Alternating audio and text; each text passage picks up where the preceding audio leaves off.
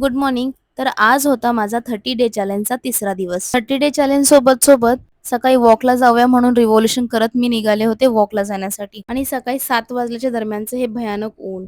दुपारी लंचला छोले आणि रात्री डिनरला बटाट्याचे पराठे, म्हणून बटाटे आणि छोले एकत्रच कुकरला लावले. ह्या सुंदर क्लायमेटचा आनंद घेता घेता मी ऑटो पकडली आणि थेट पोहोचली ऑफिसला. पटकन लॉग इन करून फ्रेश होऊन मी पोहोचले नाश्ता करायला. Let's get back to work म्हणता म्हणता मिंत्राचं माझं एक पार्सल आलं होतं. तर मी ना ह्या पूर्ण गरमीच्या सीझन मध्ये छास मात्र नक्की प्यायले आफ्टर माय लंच. मित्रांसोबत एक फेरी मारल्यानंतर फायनली माझं गेट बॅक टू वर्क झालं आणि मग इव्हिनिंगची कॉफी घेऊन थोड्याच वेळात लॉगआउटची वेळ झाली.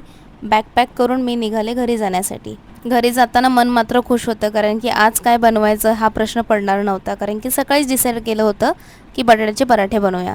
तर पटापट भाजी वगैरे घेऊन फ्रीजमध्ये सॉर्टिंग केलं आणि नंतर पराठे बनवून खाऊन मस्तपैकी झोपून घेतलं. भेटूया माझ्या नेक्स्ट व्लॉगमध्ये. बाय.